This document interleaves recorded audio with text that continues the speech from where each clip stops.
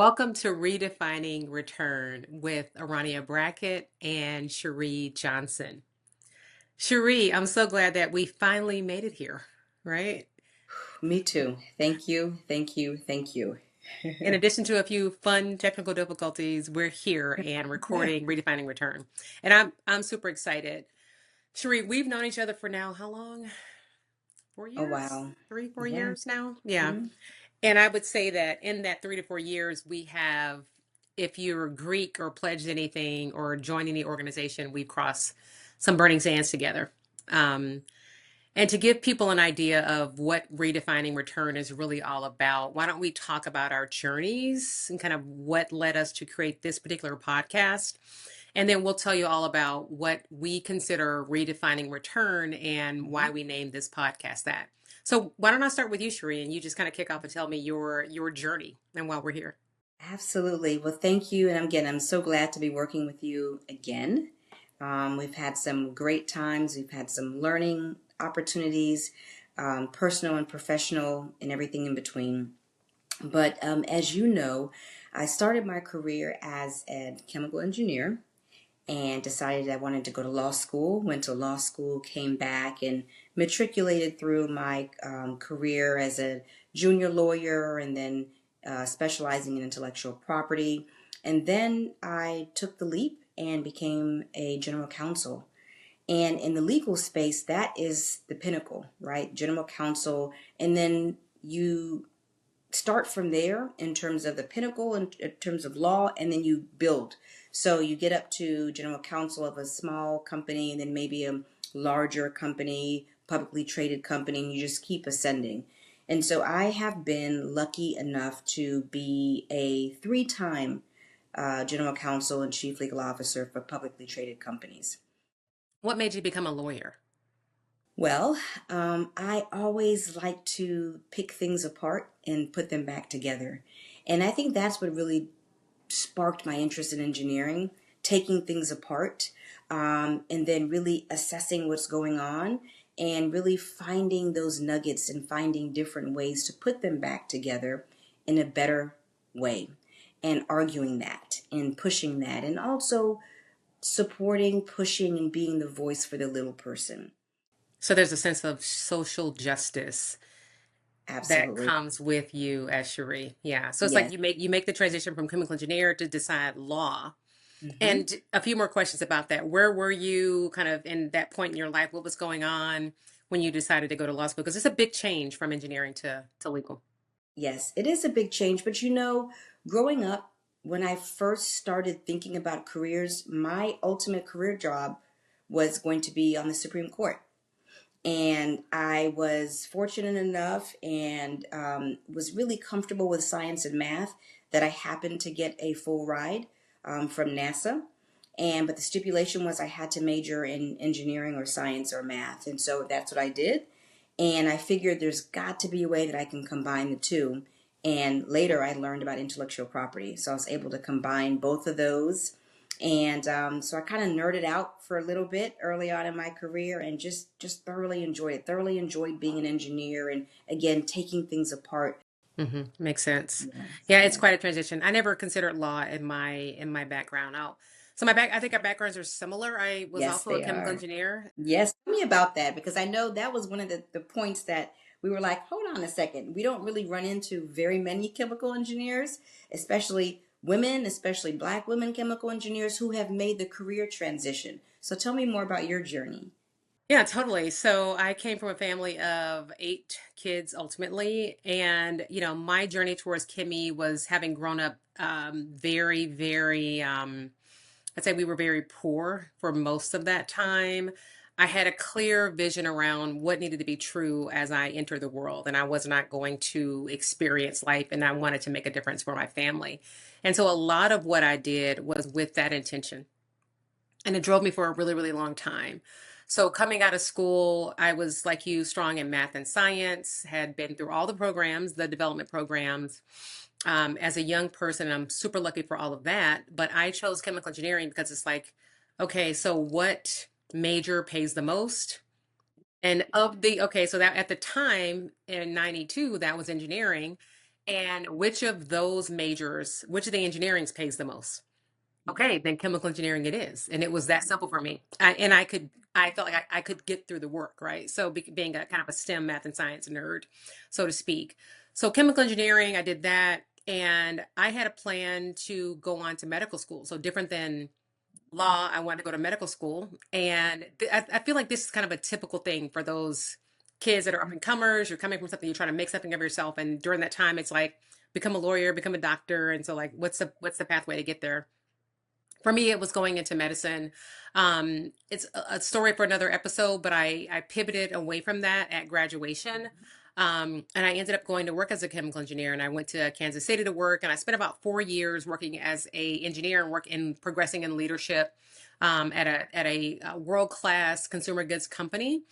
And I met someone who had their MBA and was working for Coca-Cola at the time. And it sparked my interest in going further in corporate. But I spent a number of years at Fortune 20 companies, and similar to you, kind of getting to that C-level role. I left medtech company, well-known medtech company, and took on a role as the chief marketing officer at my first C-level role where we met, right?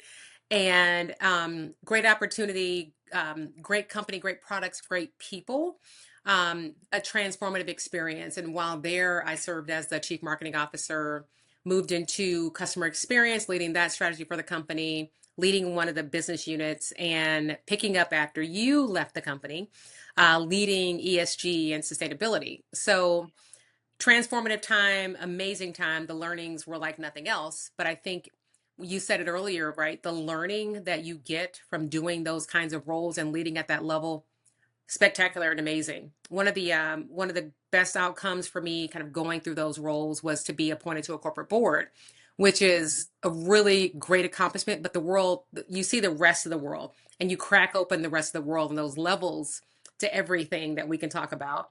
And Can I, having, can, can I, can I pause you for 1 second though? yeah. Before we get into the corporate board, take me back just to when you were the chemical engineer. Yeah, I think moving from chemical engineering, the way that I would say this, maybe as an underlier, the way I approached the world was, I like to say brain first, right? I probably should have been thinking about how I showed up, but I never really did, right? I showed up solving problems and showed up as a leader. And in the sense of being in my own skin, I was very comfortable in my own skin, but never thought about myself being a woman or a black woman. Mm-hmm. Not predominantly. Not until Mm-hmm. it hit me Mm-hmm. in the head. So for me, it was always about what's the next thing, right? So engineering, I left that core engineering work at about a year and a half and moved into leadership. So at this large consumer goods company, I was a process engineer for a year and a half. And I said, hey, what's next? I want to do something else. I want a leadership role. And they gave me a leadership role. So that began my leadership journey. I was about 26 years old, braces, hair pulled back. I looked 12, stepping into leadership at a department at a plant at a manufacturing site. And it was also a traumatic, life-changing experience. Great folks, but it was a big change. And so for me, it was moving into leadership. And I ended up leaving that company because I wanted to get out of manufacturing and I wanted to become more customer facing, is what I was calling it. I wanted to get out of the steel toe shoes, the hard hats. I had learned a ton there, but I wanted to be in front of the customer. And that's when I left and joined another, Fortune 20 company to begin to lead in front of the customer. So that was that beginning of the transformation. But to answer your question, it was always about what is the next thing? How do I continue to grow? Right. And always looking for the next opportunity. Sure. Yeah. All Yeah. right. So fast forward us to your board opportunity, and then I'll talk about some of the work that I've done because I know you and I have leaned on each other from Hmm. the various aspects of the board. Because right now we've ascended, we've had a career change. We're at the top of our game at the second portion of our career, and now what's typically next is what we're advised. People, folks who've been there, done that, say, Yeah. okay, join a board. So Yeah. tell us about that aspect. First, can you believe that we're at this second stage? And just for anybody listening, it comes fast, comes at you fast Yes. while you're having fun. I like to say I was fat, dumb, and happy, and then, oh, I'm here.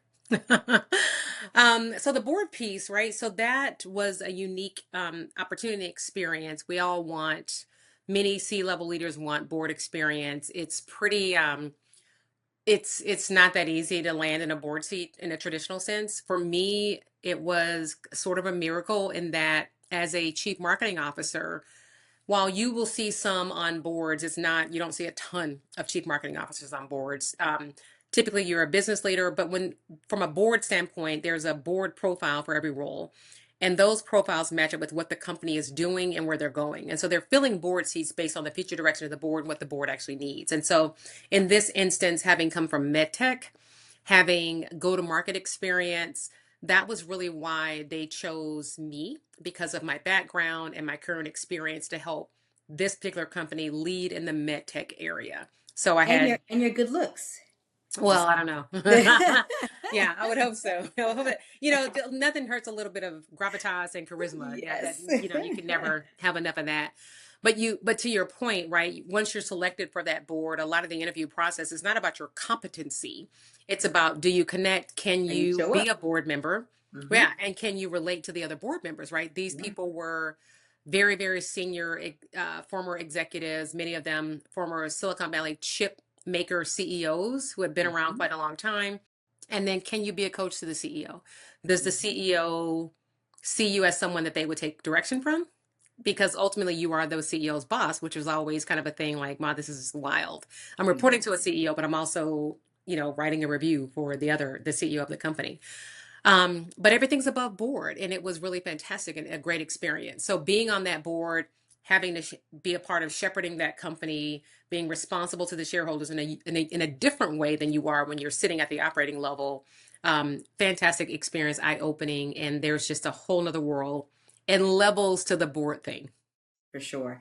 I love that because this really just kind of shows the dimensions that of life that we've had to deal with and encounter and experience and beyond that particular journey. And so I was not on a public company board, but I've been advisors to many startup boards, nonprofit boards, and like you said, being on the other side, right? So I've throughout my career, because of the type of work that I do, compliance and governance and legal and so forth, I've had to be in the boardroom. And so I was very used to being in the boardroom, good, bad, or indifferent. I've been at companies that have been through significant transitions. And so I've learned so much. And so, how to navigate activists, how to navigate the board, how to navigate management, how to navigate crisis, how to navigate employees. Um, and so, those experiences that we bring, not just the corporate experiences, but our life experiences, right? Because you talked about growing up poor. We didn't have a lot of money either. And so, you had to be scrappy and you had to make it work and you had to figure out, how to get in. But I think one of the keys that really pushed us to really think about this podcast is in that journey, sometimes you lose a little bit of yourself, right? To ascend, sometimes you have to give something up. And what I found was when I was ascending, things were fantastic, right? We had the cars, we had the vacations, we had the homes, we had the business travel, we had the credibility, we had the power, we had the networking, we had all of the things. Um, and trying to make sure at every step of the way that the steps that we were taking were completely in alignment with our values and filling our cup as much as we were filling the cups of others. Because in addition to all of those roles, because we have gone from one of many to one of a few, if not the only, there's an additional responsibility that's there that comes with that role and that title. So I found that I was giving, giving, giving, giving, and not refilling. And I know we've had a couple conversations about that. And that's really what was the impetus of Akuna and a couple of number of other things as well. But that drove us to begin these conversations together from the moment that you interviewed me. Yep. I want to share a little about that as well. Yeah, it's a great story, right? So Cheree started off thinking I was ignoring her on LinkedIn. She had no idea that She didn't actually LinkedIn me. I don't think that message actually I didn't ignore that. But Cheree joined the company, gosh, maybe 8 months after I gotten there, I think so. roughly Mhm. 4 or 5 months, maybe not eight. But I got a chance to interview you because the previous GC had departed the company. Um, and I was lucky enough to kind of be able to interview. And now they didn't give me any indication that you were you, right? Which was fantastic. So from the moment you came up, I'm in the boardroom and you come up on the screen, and it was like, oh my God, yes. Both of us. Exactly. And I think we may have interviewed a few. I think there were two others that we interviewed during that time. And it was just a natural thing, your command, the way you show up, um, knowing your stuff was always was impressive for me. And it's always been that way with you. You show up with great command and just a knowledge base that keeps us all in awe and together, right? Yes. But then also extremely personable, funny, and I later found out can dance, really well. So, but yeah, so absolutely, it was a match made in heaven. I was like, could this be happening? Because I was the first Black, Hmm. African American, not woman, but to be on this particular company's in the C-suite. But like, could this be? Could there be another brown woman and another woman joining us? Right. So we had another woman that was also in the C-suite that sat in the HR seat. And so having that balance, we all know how important diversity of thought, diversity of experience, right? And field, we know how important that is. But to see that come to life and to see the leadership believe enough to make that happen and to create that was also just made this place an amazing place to be. It was like nirvana. And having you as a partner really solidified that, because one of the things that we're going to talk about probably in a later episode is sometimes it's hard to be the only one, but when presented with the opportunity and only one in any dimension, right? Sometimes folks make it difficult to have another one on Hmm. board with you. That's right. And so to have that instant partnership, the instant credibility, the instant respect for one another, and the instant ability to, I say things, you help finish my sentences, I finish yours, because we can just collaborate and work together to get what we need to get done for the business. That's right. Um, it was just fantastic, and we just had an amazing time together and coached together, and and bounce ideas off of one another. We didn't always have group think. There were times where I was like, I'm not really sure that we want to do that, or Yeah. you push back, and but we respected one another. Hmm. And I think that's probably, in my experience, quite unusual. Yeah, it's totally unusual. I like to think that there is enough space for all of us. You're Yes, bringing value. yes, You're able to demonstrate your value. There's enough room for everybody, and there's zero reason to be concerned about, who else is in the boardroom with you. If you're oriented around the success of the business, then you're in good shape. Sometimes we know that that's not always everyone's motivation because some folks feel a lot more secure in those roles than maybe you and I did. We knew we had to work our tails off. yes. And in order to stay, because getting there is one thing, staying is another, right? And Ooh, not staying is could be for personal reasons, for other reasons, for political reasons. I won't hate on the game, but going into this knowing, right, what you're going to be dealing with is another important factor. And having coaching and someone in your ear to help support you while you're giving everything you have to give, but maintaining at the same time is super, super important.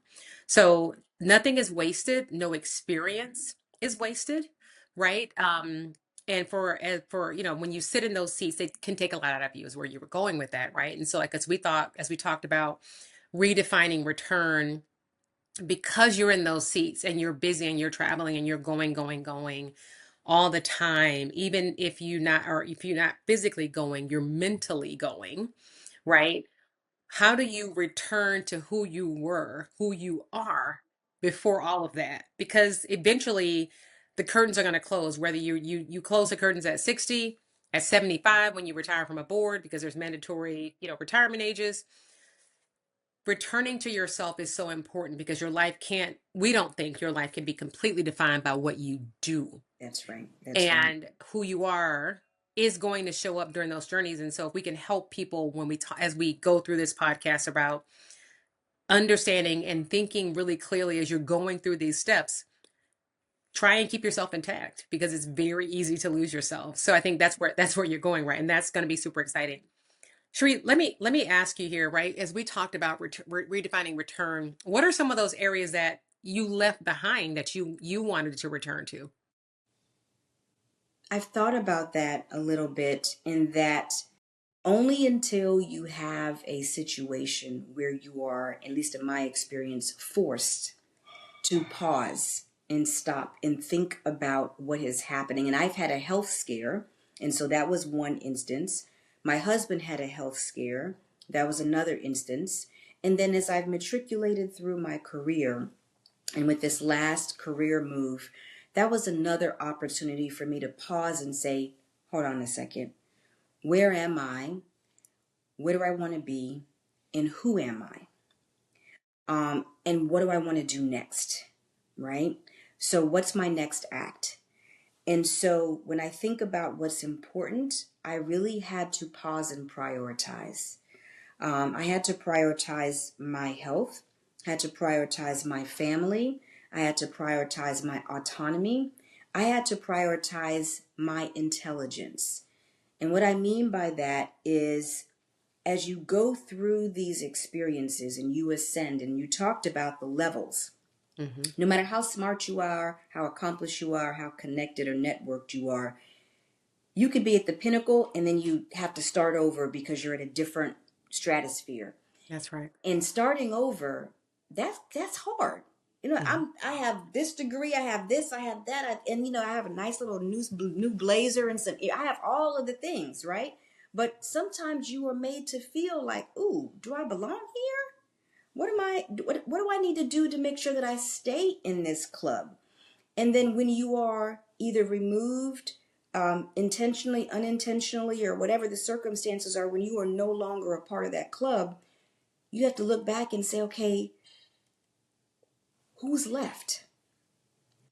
And so for me, redefining return, to your point, is going back to figure out who's left, what's left, how do you put that back together into redefining who you are and who you want to be. You may not want to be the person that you were before you started this journey, but taking a moment to pause to figure out what's important to you. What are your values today? Your values change and evolve over time. But what are they today and how do I get back to that?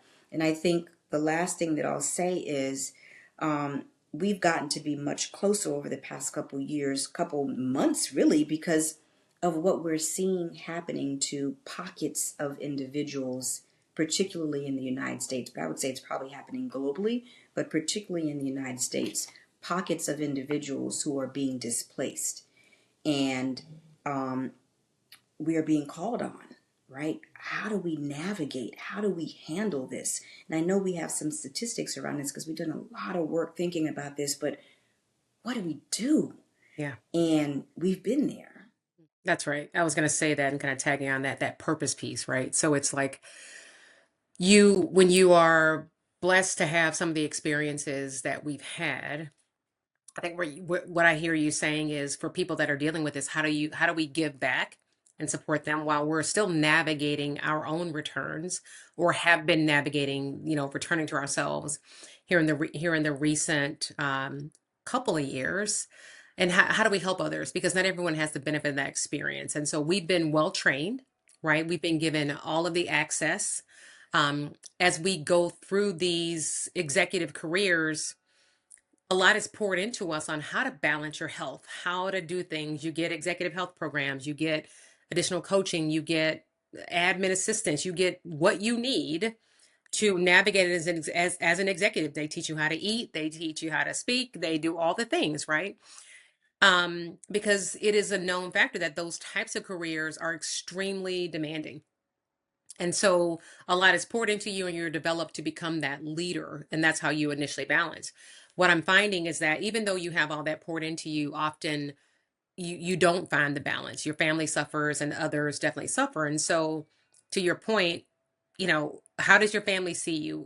When you think about what you're returning to, how are they going to see you different than the person that they could never talk? When you're in the car on the Mm-hmm. conference call, no one talks and they're trained. And it's awful, right? Mm-hmm. In the end, as I think about that, how they're experiencing me in their lives, I look back on that and it was awful.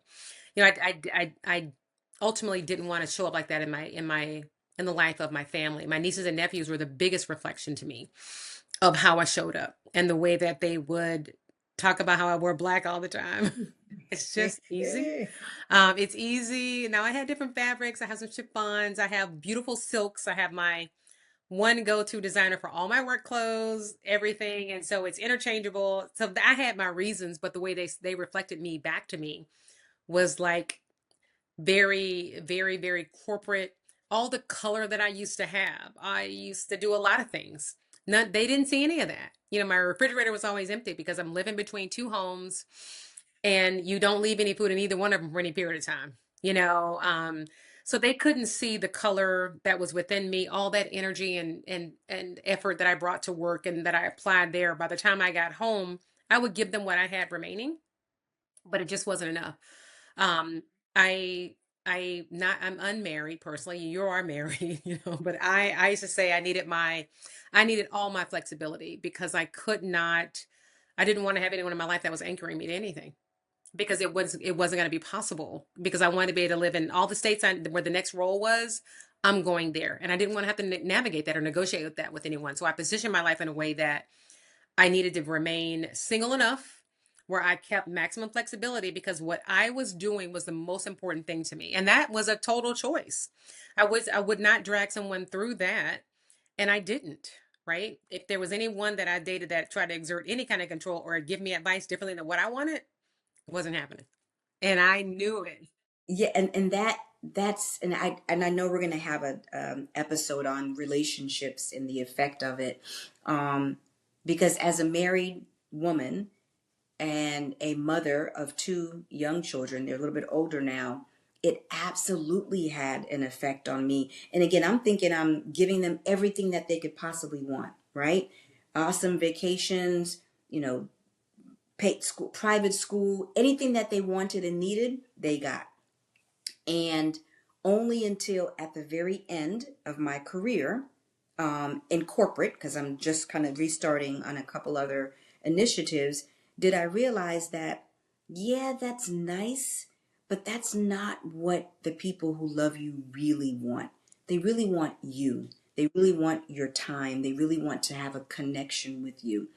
And that's hard to do when you are juggling a very, very demanding environment. And like you said, I remember when I moved to Charlotte, and I had a very demanding role, and was busy all the time, literally working 7 days a week. But we've always wanted to live in Charlotte. We had a big, beautiful home close to the school. Everyone I thought was happy. And my kids are 2 years apart. They were teenagers just entering high school at the time. I call them Tom and Jerry because they're always bickering about some nonsense. And I As look brothers and over, sisters do. yes, it was a Saturday morning. I look over and I see them huddled together. And I'm like, what is going on? Those two are huddled together, like literally embracing one another. And I peered and they were in tears. Oh no. Husband was not too far away. And I'm like, okay, I told the conference call, hold on. I go and talk to them, and they're like, you don't pay attention to us. We just started these new schools. We don't like the school because no one knows us. We don't have any friends. All we do is see you on the phone. You're on the phone. You're on the phone. Daddy is stressed. We don't like it. We want to go back. You took us away from our friends and our comfort, and we hate it here. Oh my goodness. And I felt terrible. And I looked over at my husband, and he was just like, I've tried all that I can try, but I can't be the mom and the dad and the school counselor and this and that. And Mhm. I was like, oh my gosh. And again, I'm in the middle of a conference call Right. Yeah, in the process. that's that's extremely tough. That's extremely difficult, right? Because you're questioning your whole life, right? Yes. My, there's no feeling that I could express that would mirror something like that. Except, I have nieces and nephews and I have other siblings, fortunately, who could kind of come in, but the being available for them, right? In a way that's not a joke to them. It's like Yes. I don't want to be a joke in your life where you guys just have fun talking about my wedding cake's gonna be black and it's gonna have a suitcase on the top. So, Arania, I know we've chatted a lot in the last half hour or so just about our journeys, but I think it's really important to kind of talk about that turning point, that pivot, that fork in the road, right? Because you have the accolades, you have the recognition, you have the board roles, you have the travel, you have all of the things. You're high flying in your job. You are receiving all of the aspects that come with being in this role, and you're giving back to a lot of folks within the organizations, to a lot of folks within your network.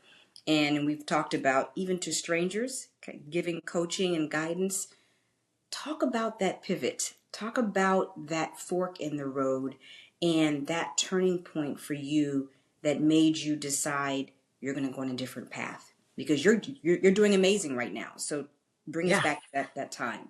I'd like to say I was doing amazing up until the end, right? Mm-hmm. I was still living my dream being defined by my value, what I value and the things I'm good at, I can do them. And so much of it revolved around people and developing teams on top of hitting the results, right? So at the time that the change started to happen, the organization was going through a lot of change, never afraid of that change. And at those levels what comes with change, right? We had navigated a lot of turnover, and I developed very deep relationships with people on the team.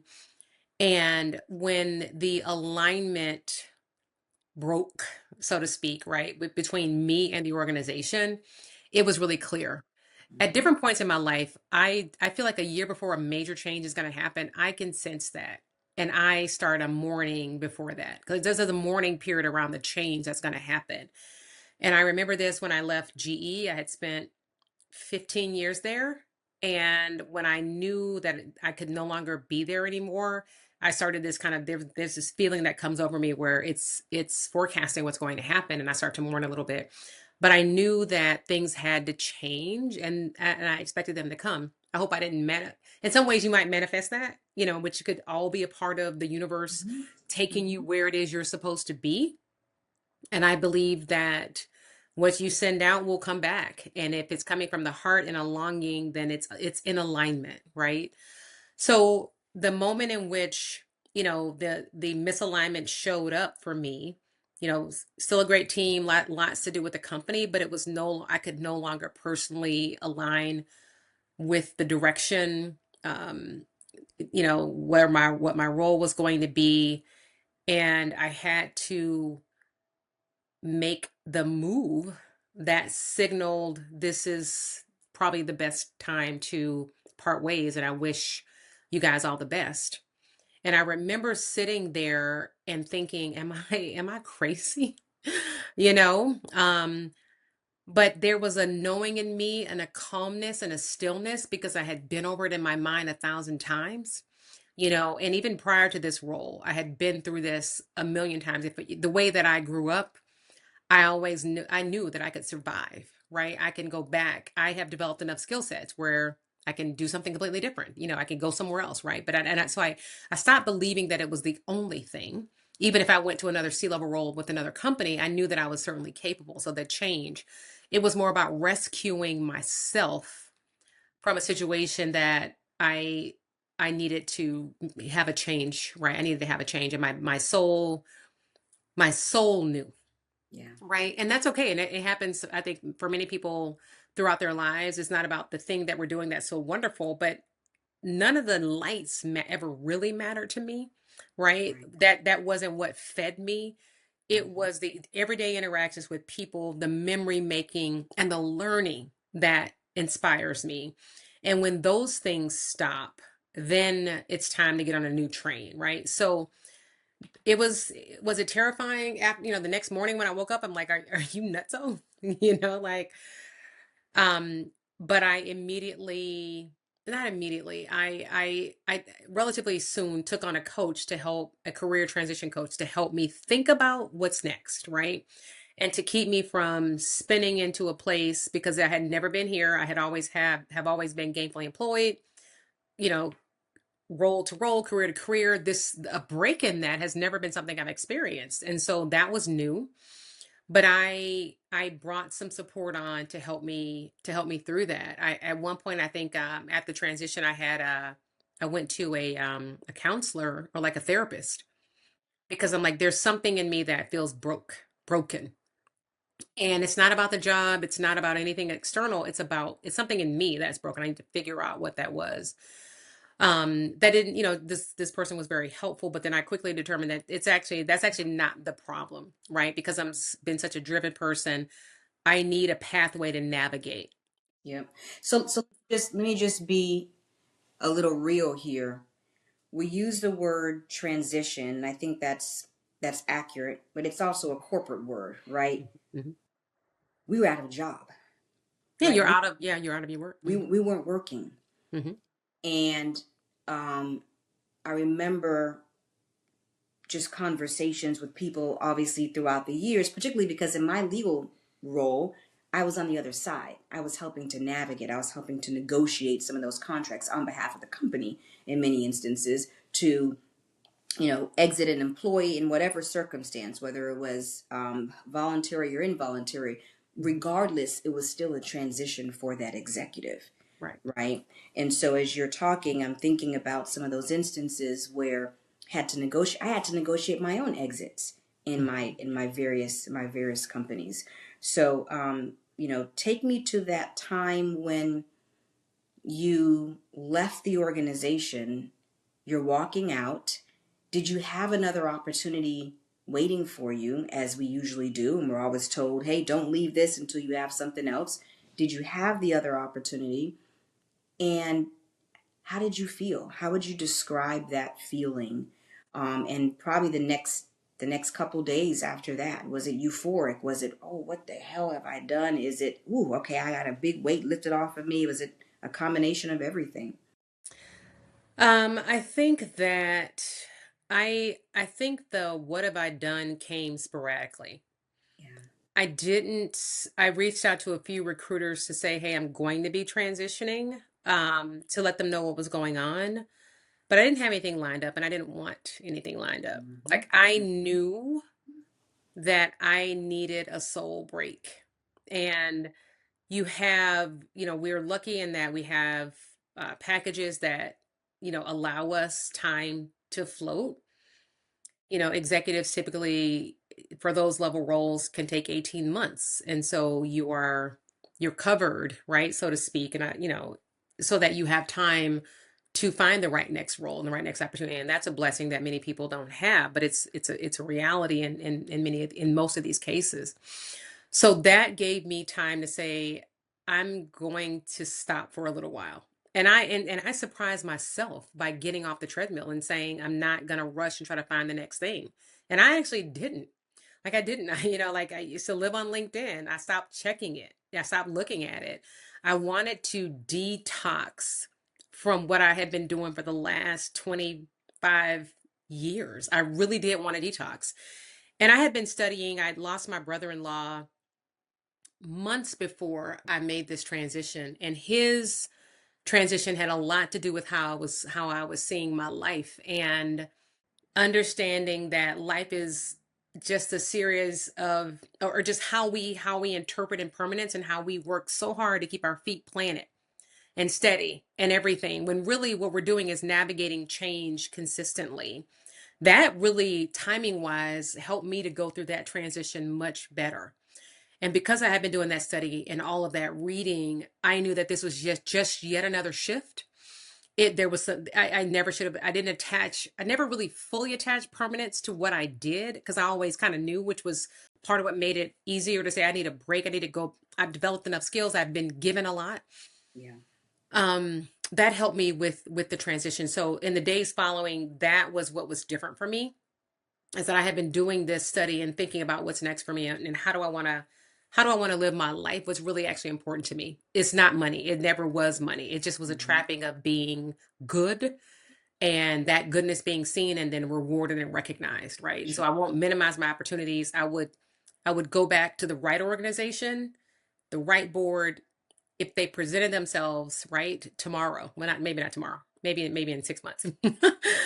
But so far, that hasn't been the case. And so I've had a few moments where I experienced some levels of depression. And, there were some times where a few days I just didn't want to do anything. And for me, not doing anything felt like not doing anything. That was super not like me, right? And I know you had some similar experiences. So that's what those days kind of following. It was more about the team, the people that I was leaving behind, the people that I brought with me in different roles.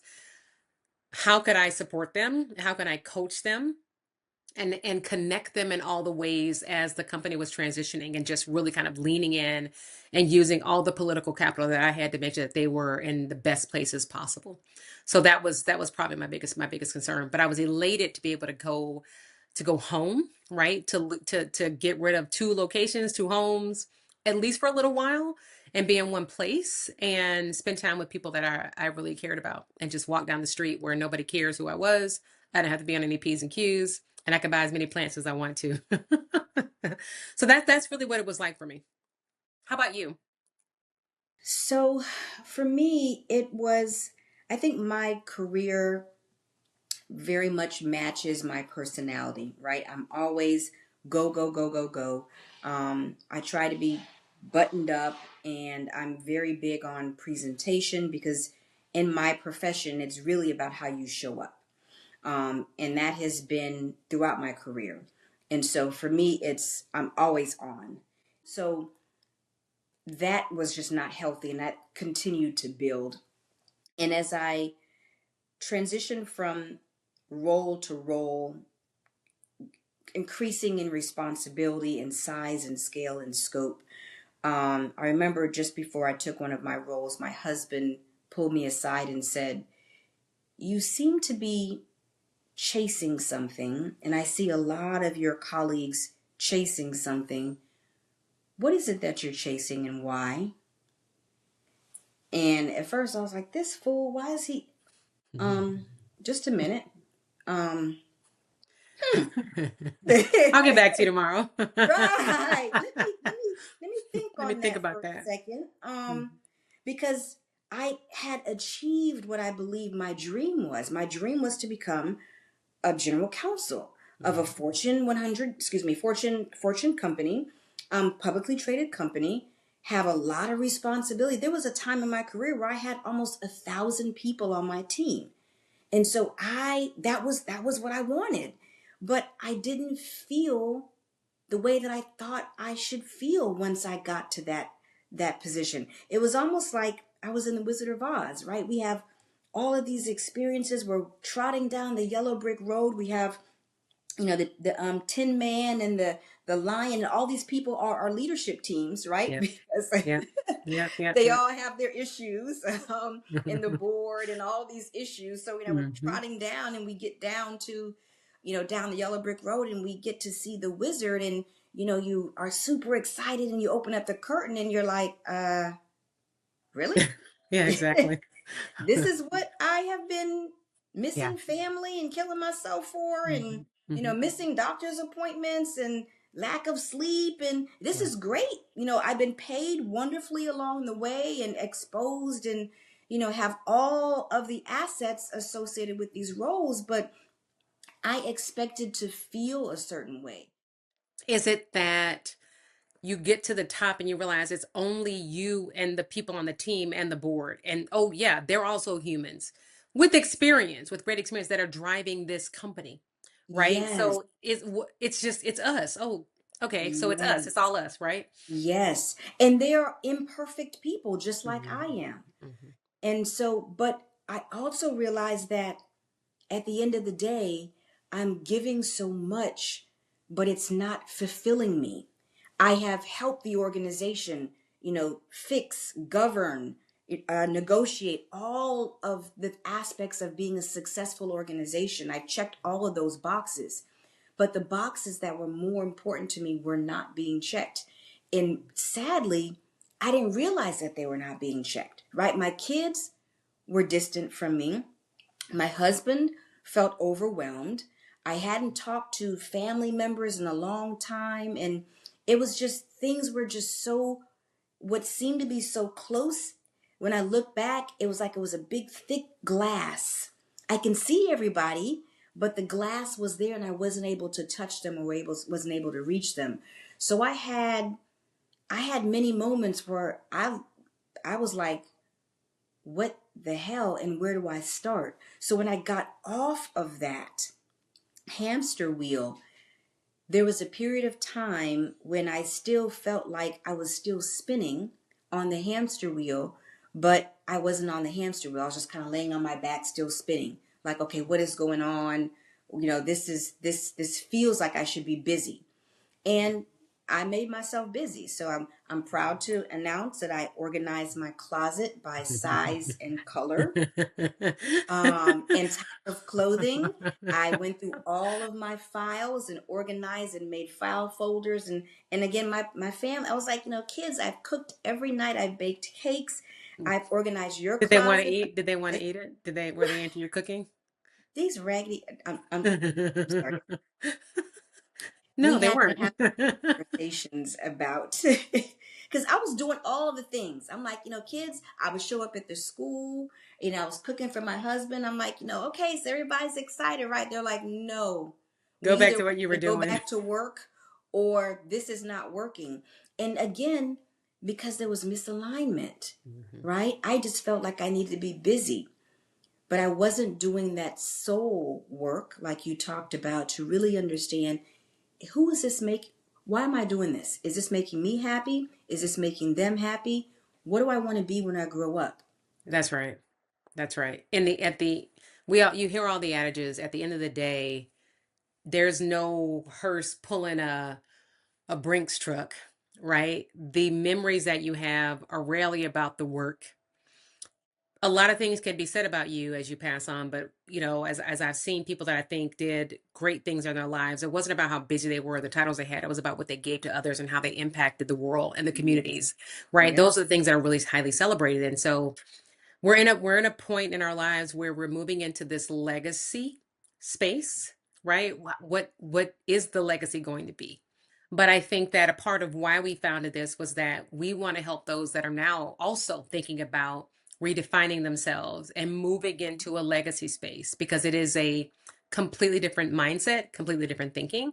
It doesn't mean you don't continue to earn, right, or work, but when you get into this age range and this experience range, you said there are expectations earlier that I think are put on us. How do we make that transition in the best way possible? I didn't want to bump and bumble my way through that. I wanted to do it in heels and elegantly as Yes. possible, right? Because it's doable, right? And we can help each other Yes. get there. And so I think as we think about those turning points, they were rough, and there's a lot of reckoning that goes on. But that's a part of, in my opinion, Cheree, that's a part of life. Like, that hard work must be done. Yeah. Yeah. It's part of life, but I think, at least for me, it was hard because I was so used to being the last voice, right? Again, in my role, I'm the last voice. And to now be in a place where anybody coming for me, not even my kids. My kids are like, um, I'm good. I don't need your help. I don't need your guidance. And so understanding who I can trust, understanding and trusting my voice within, and understanding that I have been through something because I need to go through that, right? Also, because I've grown through that. This didn't happen to me, it happened for me. Every single transition in my life has happened for me. And once I made that mental transition, because like you said, you got to allow yourself to mourn, right? No matter how you left the organization, there's still a period that you're like, gosh, I could have done so much more, or I could have changed this and coulda, woulda, shoulda, but that's not positive energy. And so how do you reshape, refocus, redefine the future so that you have that sense of comfort as you go into the next step? That's right, spot on. And I think it's the morning period, as we talked about that. I like to say, I didn't do it totally, but I like to say that for the first 6 months I stared at the ceiling because that's what it felt like to me. I knew that with everything I had in my bag now, the right next thing was going to come about. But what I needed to do during that time period was focus on myself, get real, real selfish about myself, and start this return. So, as we think about returning and, moving from the turning point and kind of what brought us to where we are now, I think that we can talk a little bit now about what is redefining return, right? And inviting our listeners to really think about that, contemplate that. And as we talk about it, we'd love to hear from the listeners, how do they think about redefining return? What are they returning to? As we talked about this in this podcast, right? We want to be a resource for those that are experiencing transitions, and they can be not just career transitions but life transitions. As we both stated, we've been through all of that, and to be a resource for those that are going through transitions. And we'll talk a little bit about the broader community at large. But I want to start, Cheree, and just talk about what is redefining return. How do we think about that, and how have I thought about that? In my own journey, for me, it was about returning to myself, right? I used to be really fun. Now I was mostly sleepy. Tired. Me Oh, I would too. plan a party. But when everybody's there and everybody's fed and everybody's good, and I've had one or two glasses of champagne, I'm going to bed. And they're like, "Where is she?" I'm in my room in the bed. And my sisters will tell you that that story is true 1,000 times over. Return it to your finances. No, you get really busy. You have people that are managing your finances. How are they really supporting you in your life? And ideally, you have financial planners that are working with you so that if at any point your life begins to change, you're making the right kind of decisions. I like to say, I chose not to have children because I didn't necessarily, I had nieces and nephews. So I had, and I call children Ferraris because the amount of money you spend on a child over the course of their life, you might as well buy a Ferrari. Or you could buy a Ferrari. But I chose not to have my own Ferraris and then to have like partial Ferraris and all my nieces and nephews and support them. But it's important to think about your finances as you're going through or preparing for just your life. How do you want to be? What happens one day when you say, I don't want to do this anymore? Anything can happen. Wellness, right? My personal wellness. I used to be a fitness competitor, and I did that to create balance in my life. But when I joined the C-suite, it was harder to do all those things and create that balance. And so for me, returning to wellness and dropping 25 pounds, right? When you just had the time. I had the gyms, I had the home gym, so just what does it take to like get back into a routine that I was comfortable with? Returning to love, right? For whatever you love or whoever you love, right? What does that look like? Returning to family, and returning to your creativity. Those are all areas that we're going to explore in addition to now when you've identified and returned to yourself, then how do you apply your weight in the world and claim your place in the world with what you have, on board today, right? And so that's how we think about, redefining return. Quick story, I think, Cheree, as we talk about where we've returned to, you and I both become entrepreneurs, right? Talk a little bit about the businesses that you have started now and kind of where you are in addition to the coaching, but where are you in terms of now taking everything you have in your bag and creating businesses for yourself? Absolutely. So I love that question because one of the things that I experienced in going through and living through corporate America is corporate America only gets to see maybe one or two dimensions of us. And we know that we are multi-dimensional, amazing women. And many of us are out there. I find that I'm actually busier than I was when I was working in corporate, although I was working all the time, but now I have a sense of fulfillment. And now it's really just a matter of, okay, how do you hone in on what it is that you actually really want to do and how can that become lucrative for you in a way, and not, riches and, money coming out of it, but just enough to sustain myself, because the what I'm also redefining is what is enough. How much do I need? So for me, I think three of the nuggets, if I think about just all of where we have been through and where we are going and where we are right now, is a couple things. As I think about redefining, you talked a lot about returning. When I think about redefining, three things come to mind. So embrace the transformation, right? And understand that this is a normal transformation. It's sometimes more challenging for some than others, but it is a transformation. And a transformation, I see it as an arc. And you may be at the beginning of the arc, but there'll be a point in time where you do settle. And then number two, keep your network small. And as you expand and as you gain confidence and as you go through the various periods in your life, you will begin to build on that community. And you'll quickly see those people who need to be in your life at the time that you need them to be in your life. And so you can step back from your network and not feel guilty. That's the other piece that I experience quite a bit of guilt, right? I'm not busy. I'm not in meetings all the day. I'm not, traveling. I felt guilty for not doing that. But allow yourself to have those people and those activities and those things come back into your life in a measured way, so that you are controlling what is happening to you as you grow. And then finally, I love the that. time, yes, Mhm. the time to redesign your life is now.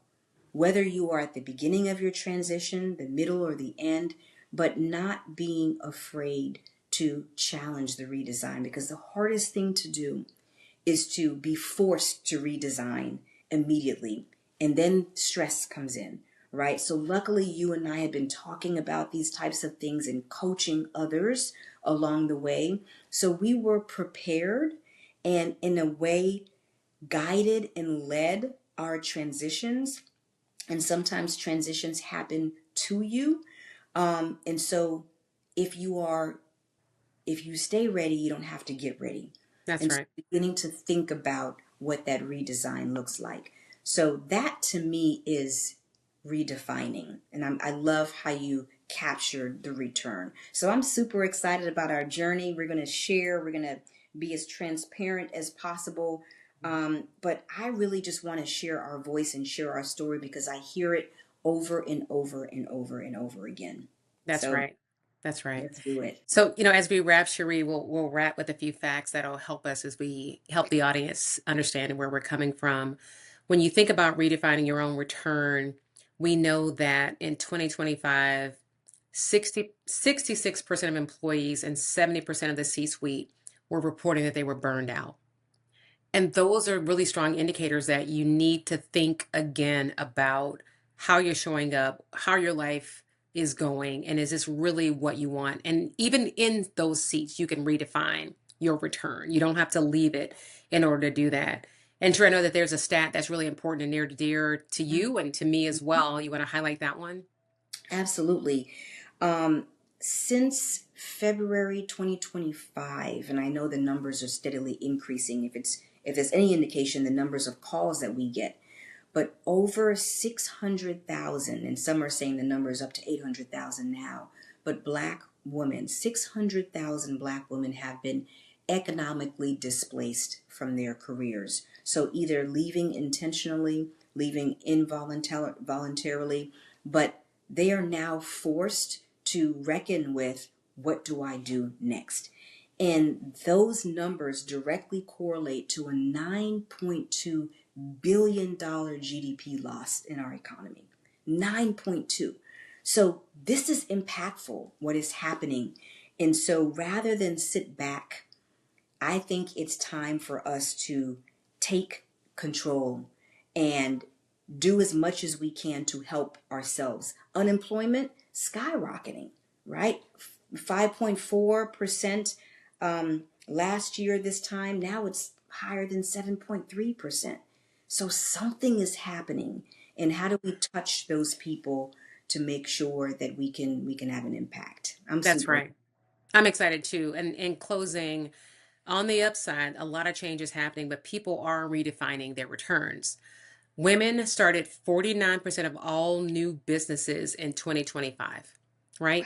Which is a 69% increase over 2019.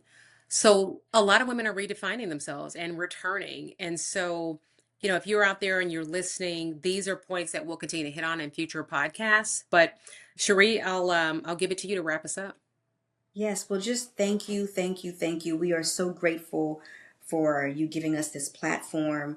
We want to be your voice. We want to share our stories. We want to hear your stories. We want to take you along this journey with us to redefine our return. Thank you. Good night. Good night.